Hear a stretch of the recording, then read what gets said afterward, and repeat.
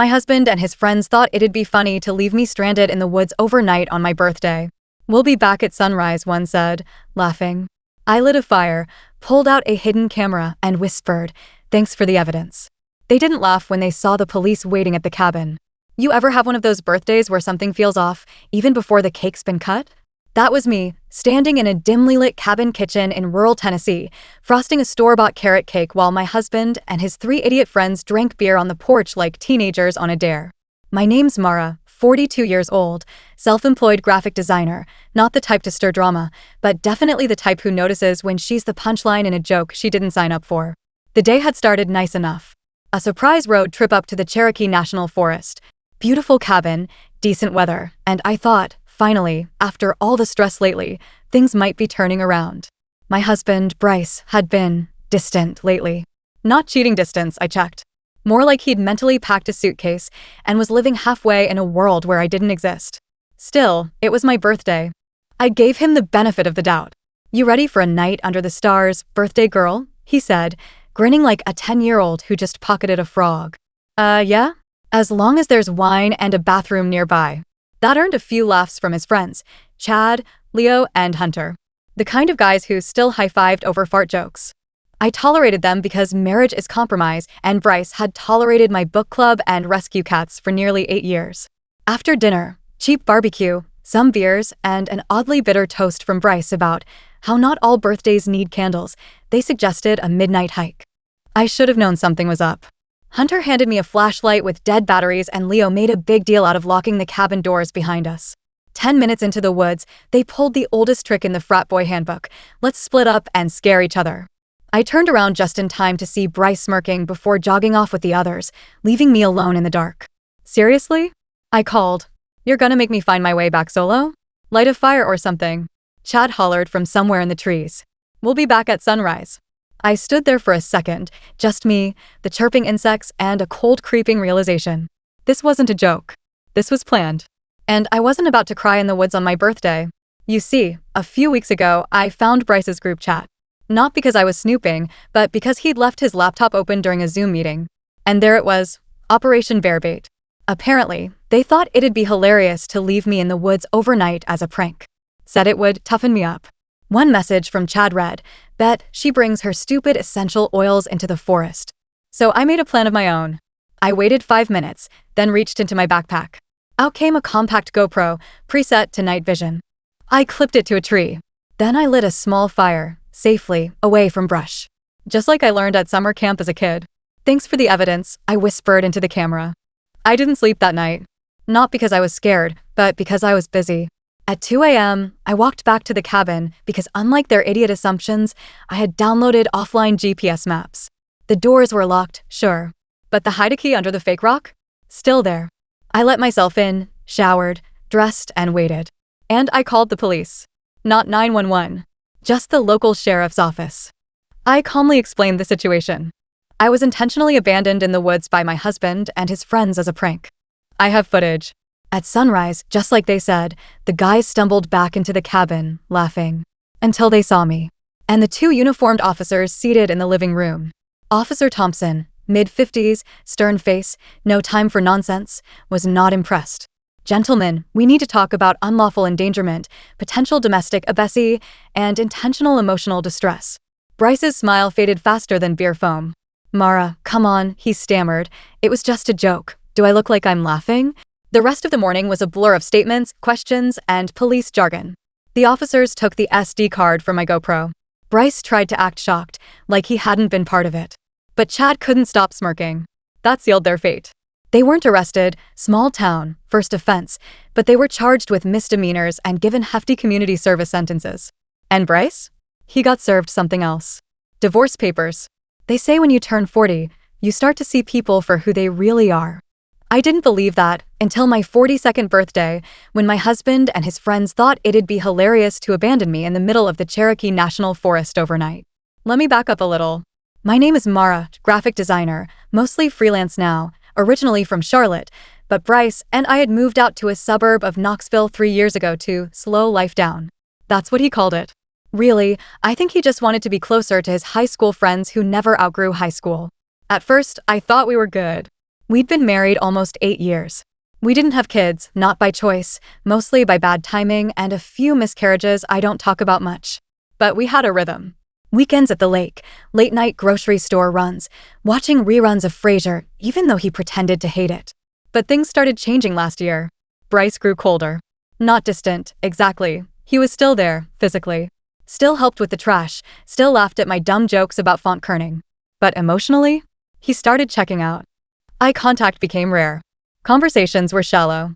And when his friends were around, I could feel it, the tension, the smirks they'd pass behind my back, the way they mocked anything soft or emotional.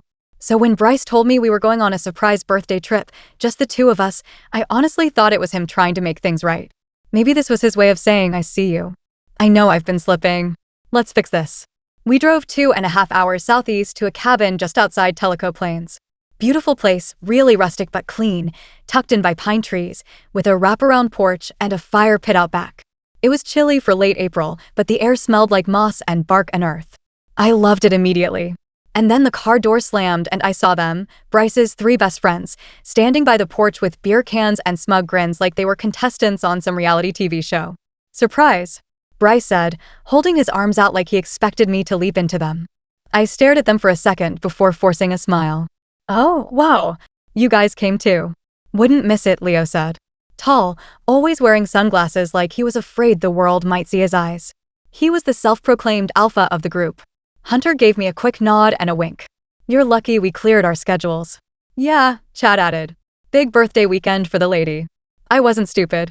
I knew right then that the trip wasn't for me. It was for them. I was just the excuse.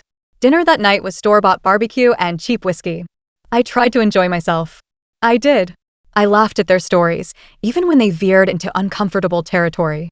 I didn't say anything when Bryce started imitating my meditation voice, making fun of how I saged the negative energy out of the house. I just smiled, swallowed my pride, and cut the carrot cake I'd brought from home because I knew they wouldn't think to bring one. When it was dark, they suggested a midnight hike. Come on, Bryce said, grabbing a flashlight. We'll show you the spot we found earlier. Kaler View. I'm in my pajamas, I said. Can't it wait until tomorrow? Leo snorted.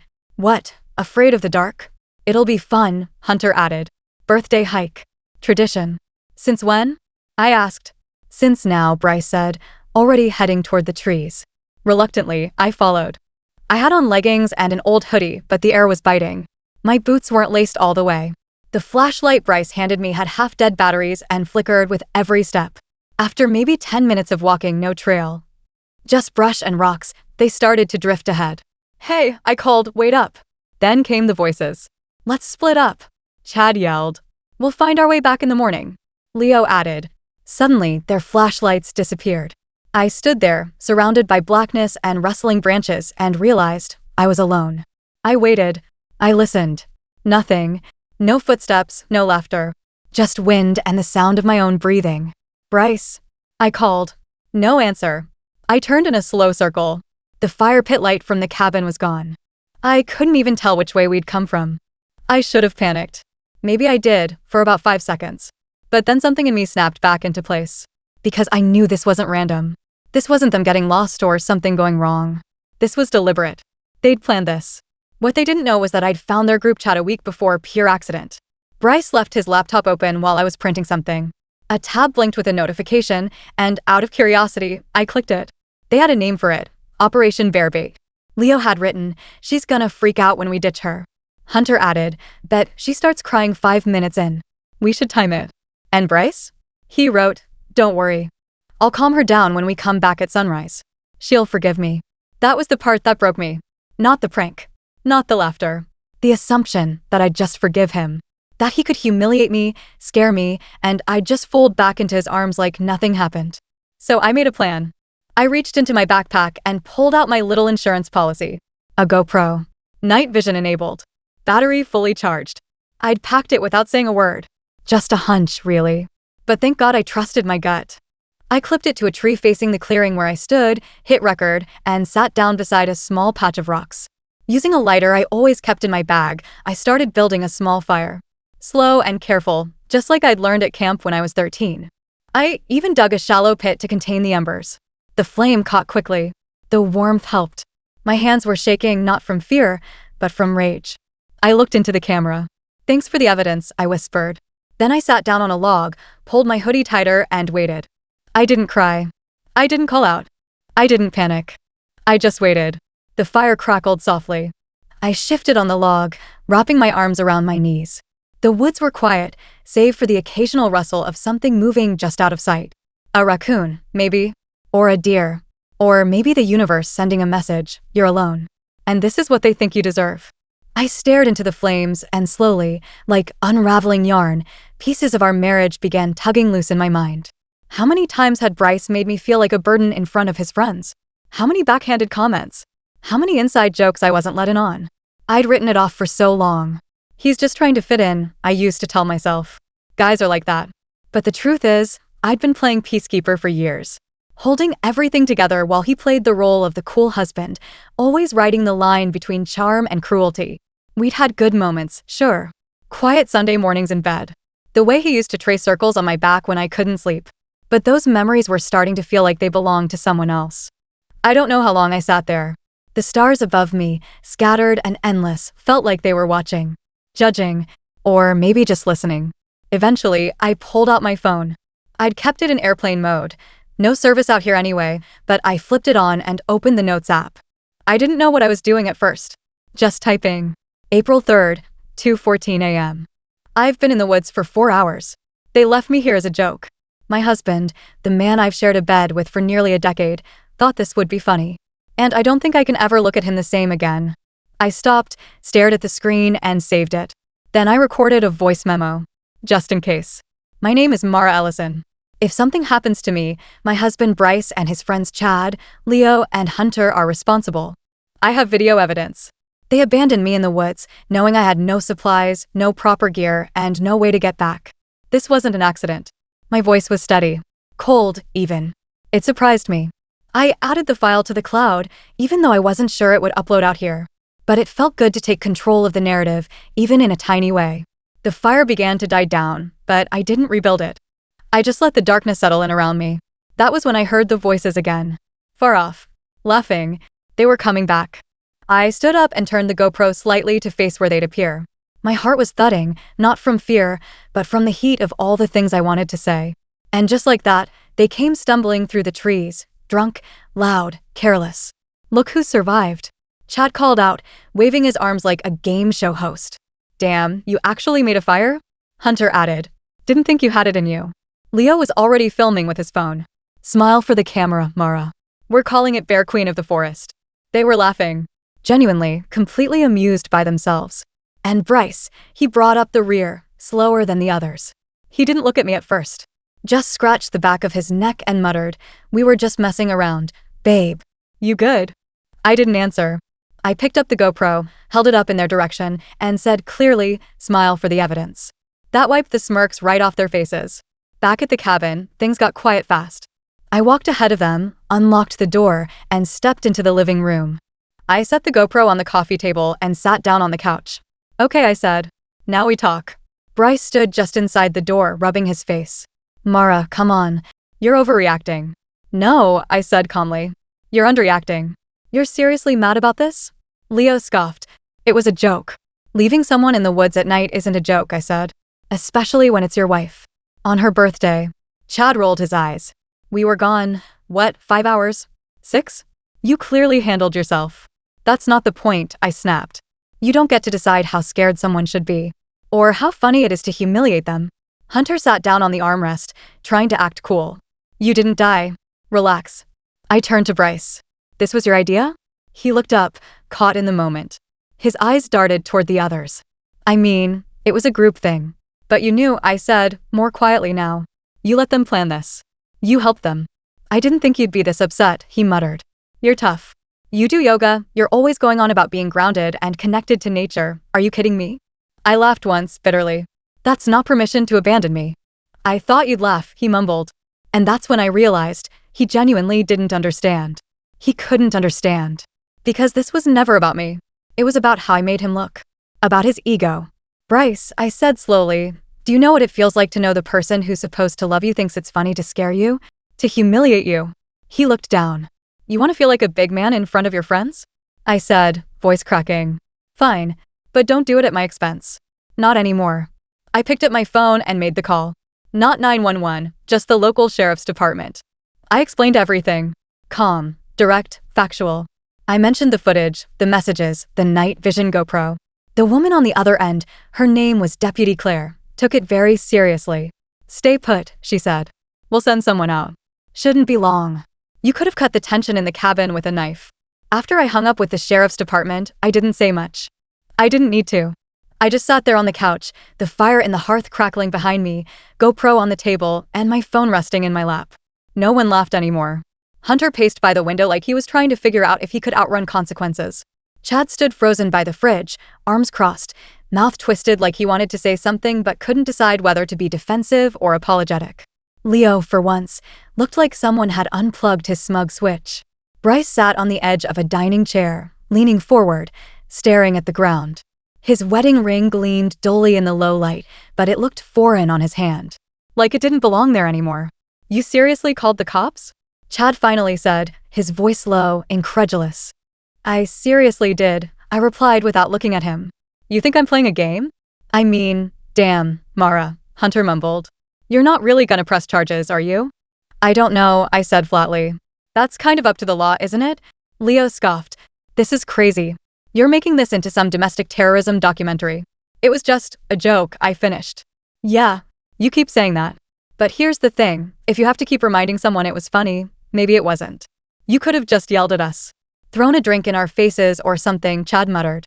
But cops? Charges? Come on. You left me in the F*** Kingwoods, I snapped, suddenly louder. The words echoed. You think this is about a prank? This is about how none of you saw me as a person. You saw me as a prop in your stupid bonding ritual. Silence. Bryce finally lifted his head. Mara. I didn't mean to scare you. I thought you'd light a fire, get cozy, maybe even surprise us with how cool you handled it. I misjudged, okay? You didn't misjudge, I said quietly. You calculated. You bet that I'd forgive you. He didn't answer. We sat like that for a long time, 10 minutes, maybe more.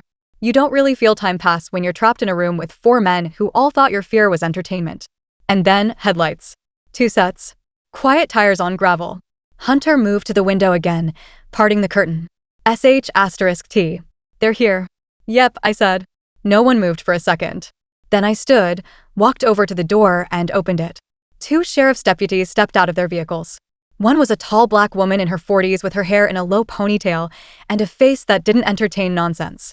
The other was a short white guy with a clipboard and a look that said he was used to stepping into awkward domestic messes. Mrs. Ellison? The woman asked. That's me. I'm Deputy Claire. This is Deputy Rodwell. We'd like to come in and have a word. Of course. They entered like they'd done this 100 times. Professional, calm, but serious. Would you mind telling us what happened tonight? Claire asked. I gave the rundown. I stuck to the facts, even though my throat burned. I handed over the GoPro, showed them the footage on my phone, and mentioned the text messages I'd screenshotted from Bryce's laptop. Claire glanced toward the group of men, who now sat all on one couch like kids in detention. Bryce opened his mouth to say something, but she held up a hand. We'll get to you in a moment, sir. Then she turned back to me. You said they left you out there knowing you weren't prepared to spend the night in the woods? Yes. And how long were you alone? 6 hours. A little more, maybe. Did you feel that your safety was at risk? Yes. She nodded. Thank you. That's enough for now. She turned toward the couch. Gentlemen, she said, we're going to need your IDs, and we'd like you to step outside one at a time for individual questioning. Chad let out a low whistle. Wow. Hunter muttered, this is so blown out of proportion. Rodwell looked at them calmly. Sir, you're free to feel however you like. But you're not free from consequences. That shut them up. They took them out one by one.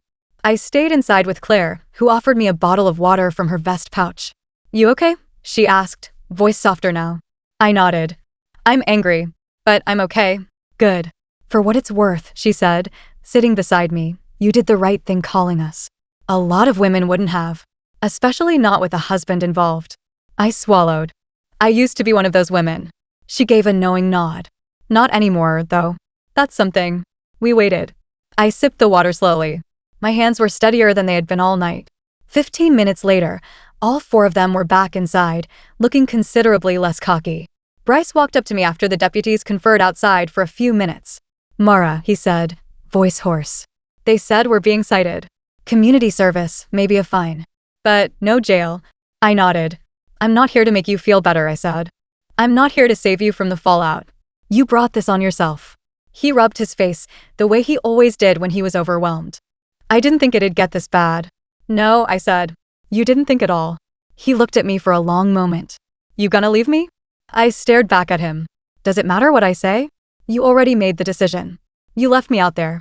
I could see the hurt on his face, but I didn't feel bad. Not anymore. Claire re-entered, holding a clipboard. Ma'am, you're welcome to press charges for reckless endangerment or emotional distress. The district attorney will review it based on the footage and your statement. I'll think about it, I said. She nodded. You'll get a copy of the report either way. You'll have time to decide. She left us with a case number, a copy of the footage download, and a warning. If anyone tries to retaliate or harass you for reporting this, you call us immediately. I thanked her. Then, as the last car pulled away, I turned back to the cabin full of men who finally looked small. And I picked up my suitcase. Not the one I came in with, my emergency one. The one I had packed 3 days before, just in case this trip turned out to be exactly what I feared. I walked past Bryce, past the couch, and paused at the door. I'll be at my sister's place for a while, I said. Don't call. Don't text. But we can talk this through, right? Bryce said quickly. Please. Don't do this now. You already did it, I replied. And I walked out into the early light of morning, where the sky was just beginning to shift from black to blue. I spent the next 2 weeks at my sister Nora's place just outside Asheville. She's a school counselor, the kind of person who keeps peppermint tea in the cupboard and always has a clean throw blanket draped over the back of every chair. No judgment. Just space and quiet and comfort. The first night I was there, she didn't ask anything. Just poured me a glass of wine and sat beside me on the couch like we were about to watch a movie instead of untangle my entire marriage. The next morning, I told her everything. She didn't gasp. She didn't even blink. I always thought those guys were a-holes, she said, biting into her toast. But damn. The thing about having distance, real, physical, and emotional distance, is that you start to see things clearly. Patterns. Choices. The way Bryce had chipped away at me piece by piece over the years while smiling and calling it love. And suddenly, I wasn't sad anymore. I was angry. And focused. I called my lawyer, Ava, an old client of mine turned friend, and asked her to look into my options. I didn't just want to leave. I wanted to do it smart. Turns out, Tennessee law isn't exactly lenient when it comes to reckless endangerment, especially when there's video evidence, witness statements, and an obvious lack of consent. Ava filed a civil suit on my behalf for emotional distress and reckless negligence. Not a criminal case, but a strong one. We subpoenaed the group chat. We submitted the GoPro footage.